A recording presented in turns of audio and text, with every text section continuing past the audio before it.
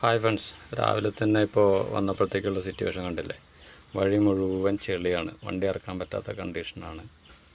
അപ്പോൾ പിള്ളേർ അതിൻ്റെ പരിപാടിയിലാണ്. ട്രാക്ക് കറക്റ്റാക്കുക. കുറച്ച് കോൺക്രീറ്റ് വേസ്റ്റ് ഉണ്ട്, അതതിൻ്റെ ട്രാക്കിൽ കൂടെ ഇട്ട് കഴിഞ്ഞ് കഴിഞ്ഞാൽ നമുക്ക് വണ്ടി മുന്നോട്ട് കൊണ്ടുപോകാനുള്ളൊരു ഐഡിയ കിട്ടും. ഇതാ നമ്മൾ അജയേട്ടൻ പരിപാടികളെല്ലാം ചെയ്തുകൊണ്ടിരിക്കുകയാണ്. പുള്ളി തറക്കല്ലിട്ടുകൊണ്ടിരിക്കുകയാണ്. വളരെ ഭംഗിയായിട്ട് പുള്ളി അതിൻ്റെ പരിപാടികൾ ചെയ്തുകൊണ്ടിരിക്കുന്നു. സദ്ദാമും പിള്ളേരെല്ലാവരും ഉണ്ട്. ഈ ചളി ഇപ്പോൾ 2-3 ദിവസം മുന്നേ പെയ്ത മഴയുടെ പ്രത്യേകത അതാണിതെല്ലാം. വണ്ടി ഒന്ന് കുടുങ്ങി ഇന്നലെ. അതുകൊണ്ടേ നമ്മുടെ രഥം നിൽക്കുന്ന ഇവിടെ, അതിനകത്ത് മുഴുവൻ ജനലുകളാണ്, സിമെൻറ്റിൻ്റെ ജനലുകൾ. അപ്പോൾ അത് ഇവിടെ കൊണ്ടുവന്ന് ഇറക്കി വയ്ക്കണം.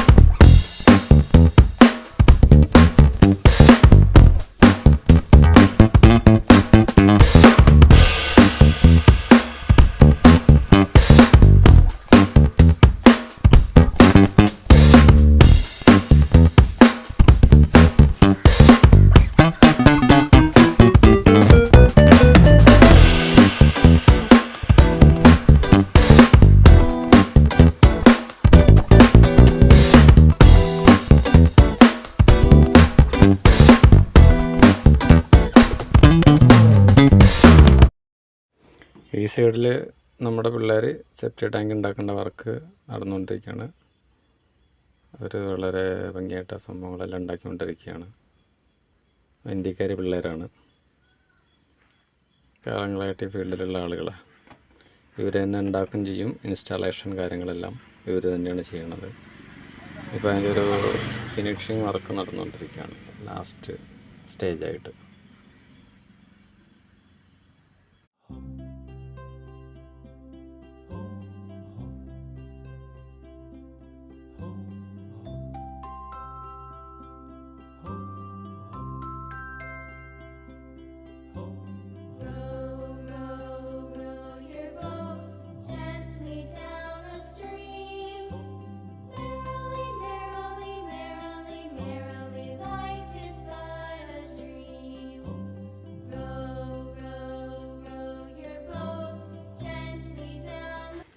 ടാങ്കിൻ്റെ ഫസ്റ്റ് ഇങ്ങനെ ഒരു സ്ട്രക്ചറാണ് ഇവർ വെൽഡിങ് ചെയ്ത് ഉണ്ടാക്കിയെടുക്കുന്നത്. നെറ്റ് പോലെ ഇതുപോലെ വെൽഡ് ചെയ്ത് എടുക്കും.